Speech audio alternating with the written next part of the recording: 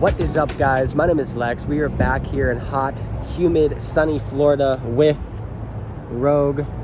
I know a lot of you guys in the comments were wondering where he was at. Well, he had to stay back here in Florida while I was in Vegas. I took about a week off after I got home from the World Series of Poker and needed to relax, kind of decompress after a crazy 17 days out there in Vegas. But today, we're ready to play some poker. We're heading to the Hard Rock, going to be playing some 5-10 no limit. Let's hope to run good. Let's get down to the table. Let's get to the action. Let's go. This video today is my 125th poker vlog. When I started making poker videos last year, I've always tried to be real with you guys. I wanted to show the true ups and downs and what it's like to play poker for a living. I posted videos winning huge amounts of money, and I've also posted videos losing huge amounts of money as well. Unfortunately, this last 6 weeks of poker have been pretty rough. Currently, I'm on an $18,000 downswing since the start of June. It's been pretty nasty, losing huge pots and big hands, getting coolered and bad beat over and over again. I lost around $5,000 in Vegas, and when I came back to Florida, I played one session at the Hard Rock, and it went terribly. I played a poker session 24 hours before this that I did not film, and I ended up losing over $7,000 in 7 hours. I could not make a single hand. I got massively coolered pocket kings versus pocket aces for over a $7,000 pot. I got pocket queens to aces in a 3-bet pot and pocket jacks to queens as well. I got completely crushed. Heading into today's session, I'm going to try to forget about all that bad run and bad beat.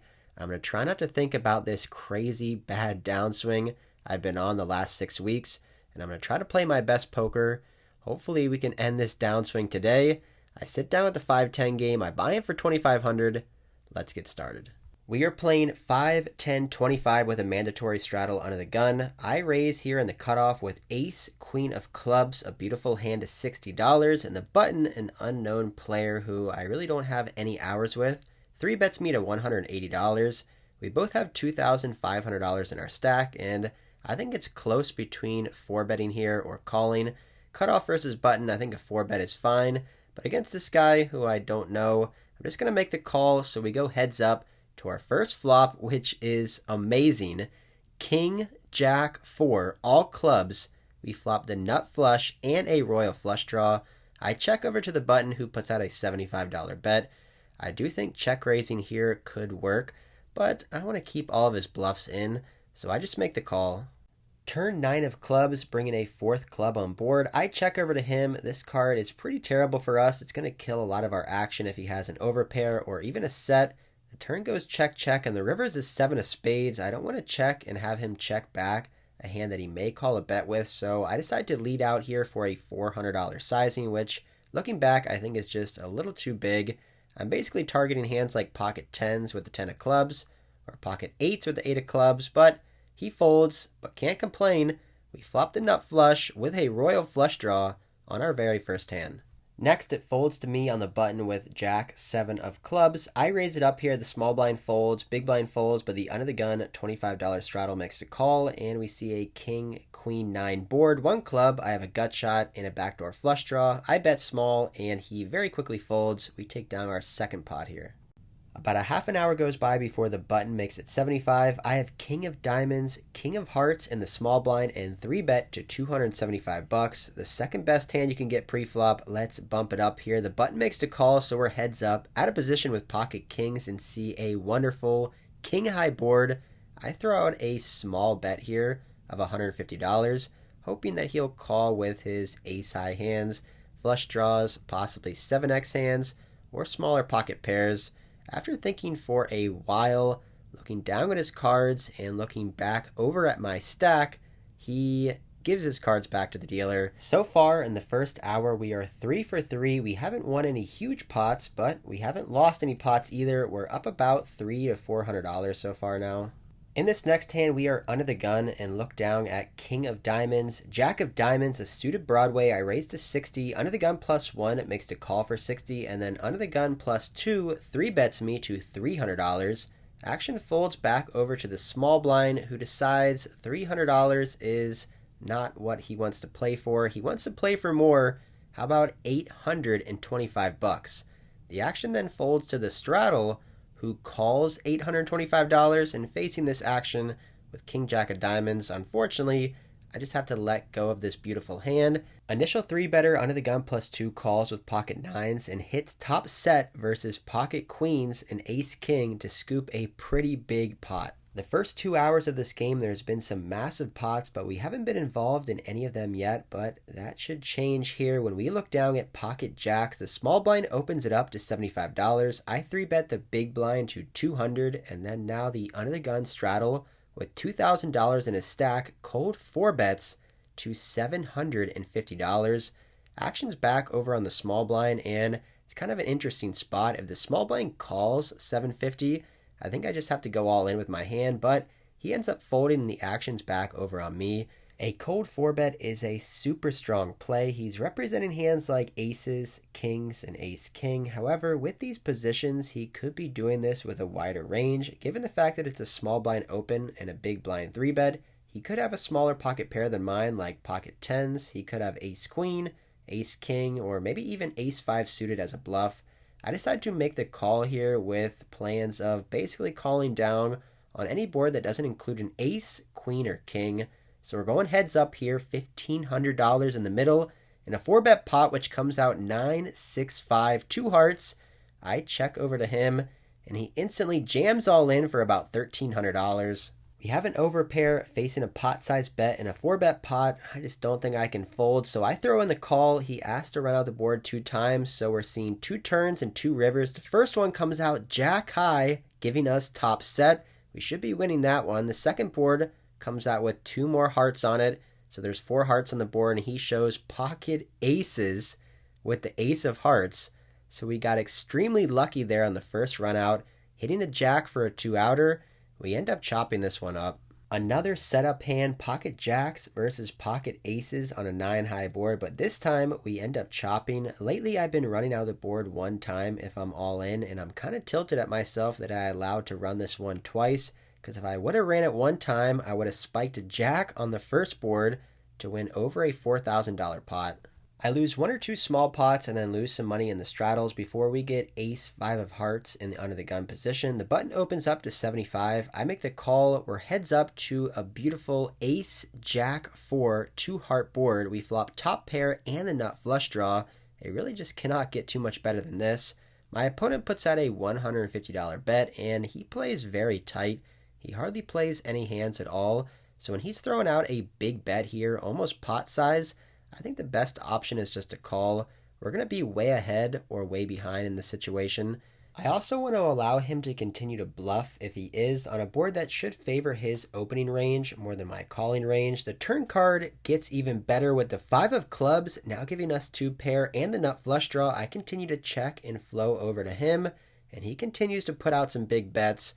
$400 this time. Now, like I said before, this is one of the tighter players, if not the tightest player at the table. So he put out a big bet on the flop, and then now a big bet again on the turn. It's not out of the question we could be beat here.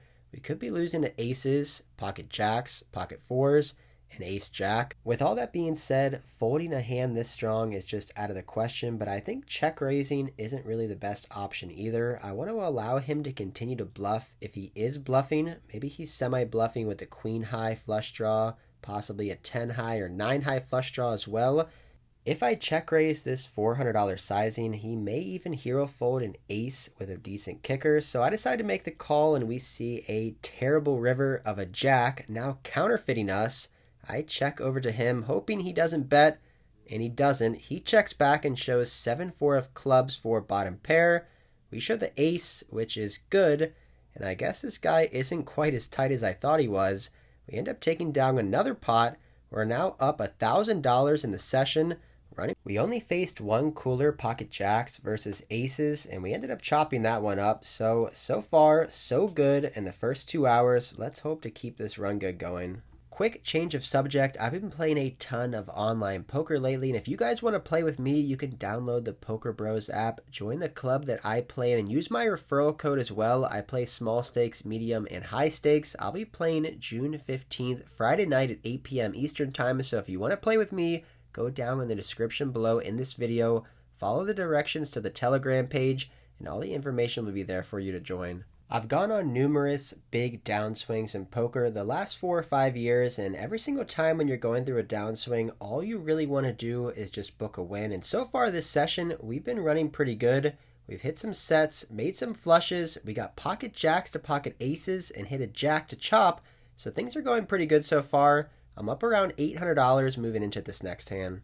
My opponent in this next hand is on my right, and he is having a pretty rough day. He's gotten stacked a couple times, ran bad, and he's in the game for over $10,000. He has $2,000 in front of him. He raises to $75, and I look down at pocket queens next to act.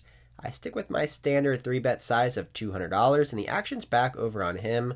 He started the hand with a little bit less than 2K, and he decides to play for more.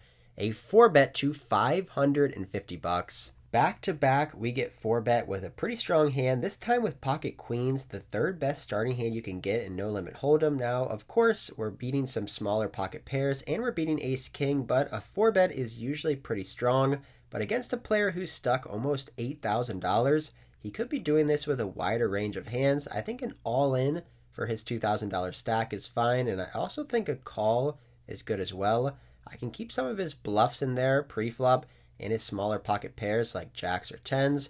So I end up making the call. We're going heads up in a 4-bet pot, which comes out 10 high. He's got about $1,300 left, and the pot is a little over $1,000. And a 4-bet pot on a 10 high board, I just don't think there's much we can do here with pocket queens. If he checks, I'll probably go all in. If he bets, I'm probably just going to go at this hand. After thinking for about 30 to 45 seconds, my opponent decides to ship his stack in there with an overpair and a 4-bet pot, no ace or king on the board. I make the call. With around $4,000 in the middle, we are all in, running out this board one time. The turn is an ace, a terrible card, and the river pairs the board, and my opponent shows pocket aces. Yep, that is going to beat our pocket queens, and just like that, we were up $800 on the session, cruising along just fine, and now we double this guy up for almost a $4,000 pot. This hand is a perfect example in Texas Hold'em for a setup or a cooler hand. The third best hand you can get pre-flop, pocket queens, up against the best hand with pocket aces, and my opponent was stuck 8,000, so I thought maybe he could be doing this with a little bit of a wider range. We were only 100 big blinds deep, so there's not much I could do there. I'm just going to lose my money there every single time, but it doesn't mean it doesn't hurt. I keep getting cooler, bad beat, and setup this month. My aces have gotten cracked for huge amounts of money. I've had to fold flushes. I've got set under set. I've got pocket kings to pocket aces 3 times in the last month, and pocket queens to pocket aces 2 times in the last 24 hours. I'm on an $18,000 downswing, and I was finally winning one session, and then just like that, in one hand, we're now stuck $1,000. Instead of letting myself get on tilt and blast and punt off some money, I decided to take a little break. After 10 minutes, I come back to the table. I actually considered just going home after this hand and booking another loss. I didn't really feel like playing poker anymore, but after my break, I came back and I'm already here. The table's good. Let's just keep playing. There's an early position raise to $65 in this next hand. I'm in the straddle with ace, king of hearts. I 3-bet. I re-raise to $225. Back over to the initial raiser. He makes the call. He has over a $3,000 stack, and I have about a $2,500 stack. Going to the flop in a 3-bet pot, which comes out king 3-4, 2 spades. We have top pair, top kicker on a very dry board. I don't expect my opponent to be hitting the 3 or the 4 very often from an early position raise, so I decide to check over to him. I'm going to be way ahead or way behind on this board, and a lot of the time I'm going to be way ahead. By checking, I can induce him to bluff with worse hands, possibly smaller pocket pairs of the board, maybe just a total bluff like queen 10 or jack 10. He does throw out $150. I could check raise, but I decided to just call. Going to the turn. Turn is an ace, an interesting card, now giving me top 2 pair. If my opponent was betting on the flop with a bluff, I don't think he's going to continue to bluff on a card that's going to be helping my range way more than it's going to be helping his. If he has a king X hand, a flush draw, a straight draw, or a smaller pocket pair, he's going to be checking back this ace turn card a ton of the time. So I decide to lead now on this card. I make it $275. I could be doing this with some bluffs, like flush draws, trying to represent the ace. I could also have a hand like ace-queen, ace-jack that I call with on the flop. He ends up making the call pretty quickly, so I put him on a king, a flush draw, or possibly a gut shot straight draw, or maybe even an ace, going here to the river, which is the 8 of spades. Actually a pretty terrible card.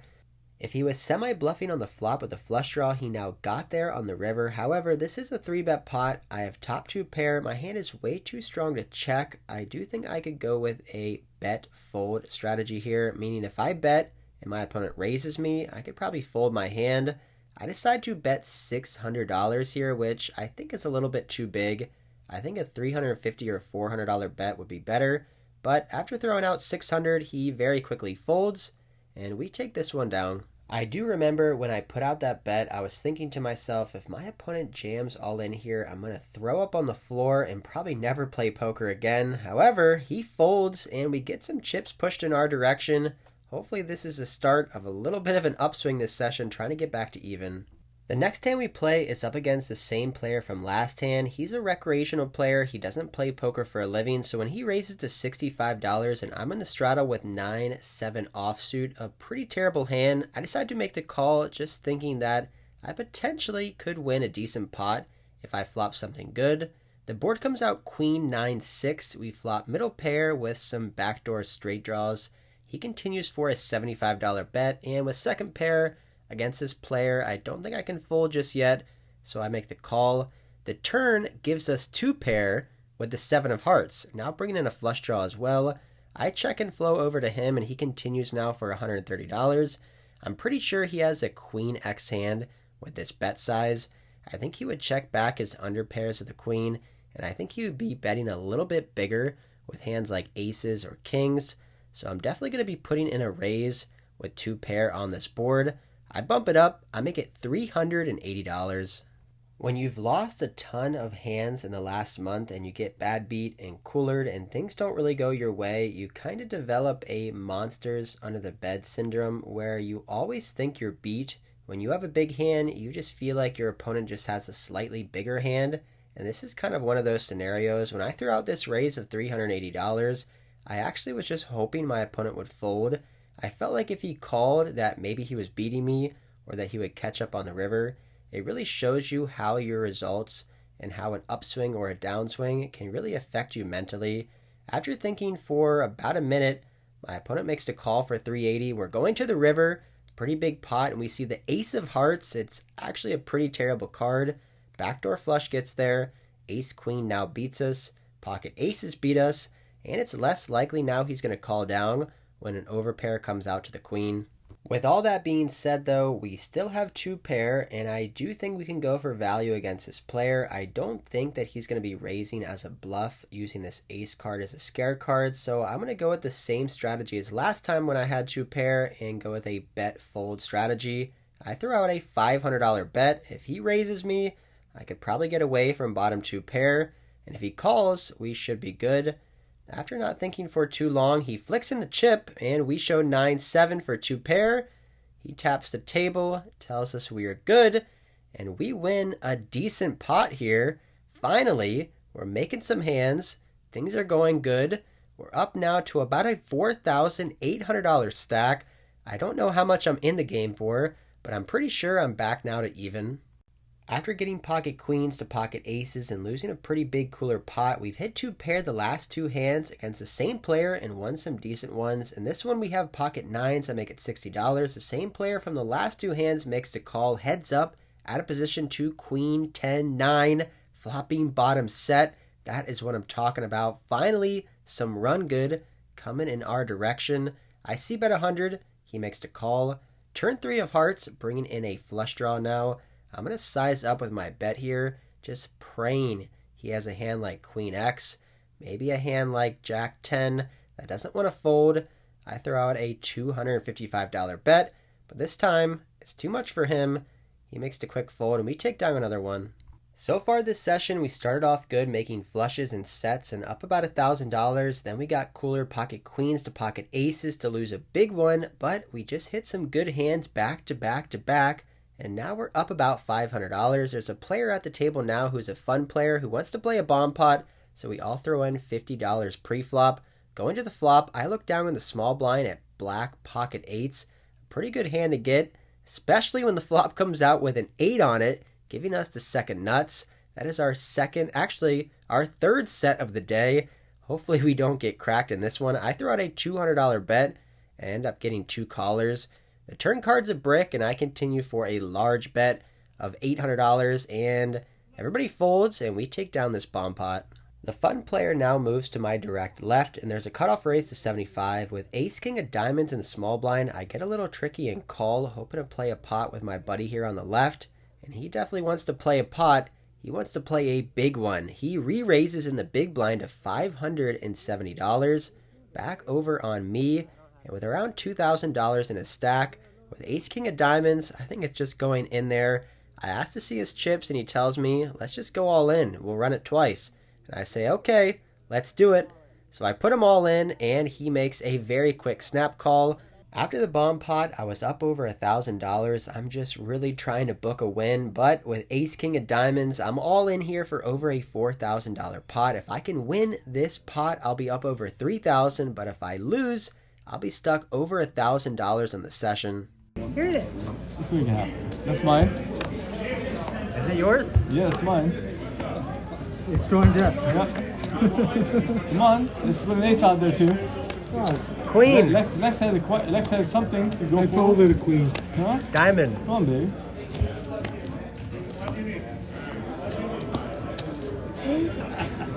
Oh my gosh. I'm just gonna make Mine is change. better. Mine is better. Yours is better, actually, yes. Wait, this is all mine, right? Yeah. We both have ace king, and we end up chopping this one up. A little anticlimactic, but hey, it could be worse. We could have lost. After this all-in chopped pot, I play for about another half an hour. I pick up a couple premiums, but really don't play any interesting hands. And after around 8 hours of playing, I decide to call it quits on the night. I end up racking up my chips, heading to the cage, and cashing out. We did it, guys. We booked a win. I took little Rogue to the dog park. He's exhausted. He's tired, but I needed it. I was on an $18,000 downswing before this session. I just kept losing. You guys watched the shit show in Vegas where I lost some huge pots, and then yesterday at the Hard Rock I lost $7,000 in a 5-10 game. One of the biggest losses I've ever had. I got coolered, I got bad beat, I could not win a hand. I came in there today and things didn't start off too good. Pocket queens to pocket aces for a $4,000 pot, another setup hand, another bad beat, but that's poker. There's nothing you can do about that. There's nothing you can do about bad beats, about coolers. You just got to try to play your best. And that's what I'm trying to do. I'm still working on it. I still struggle with the mindset, but I feel like mindset is one of the most important things. How you come back from a loss, how you react to getting bad beat. Do you punt off your stack? Do you get spewy? Do you play too many hands? Or do you play good poker? Do you wait? Do you play patient? You don't have to get all your money back in that next session. You can get it back in the next session and the next one, and that's what I'm trying to do. Even though I'm down still $16,000, I still feel good with the way I played today. What can you do? You get cooler, you get bad beat, it just happens. I feel more weathered, I feel more, thick skin because I've been through this before. I've been on huge downswings and I've came out of them. So, I know there is a light at the end of the tunnel, but I gotta say, man, losing day after day and for a whole month straight is pretty rough. So maybe today is the start of a little upswing. Maybe this $100 or $1,800 win is the start of an upswing. We'll see, but we'll be playing here in Florida. And if you want to play with me online, Poker Bros, download the app. You can play small stakes, medium stakes, high stakes. It's super easy, very safe. Go down in the description below. Follow the directions to the Telegram app. It's very easy to get everything on there. I play on there multiple times per week. Hope you guys enjoy this one. Hope you enjoyed seeing Rogue again. Hey, Rogie. He's sleeping, he's tired. Hit that like button, comment down below, and subscribe to the channel. And until next time, I'll see ya.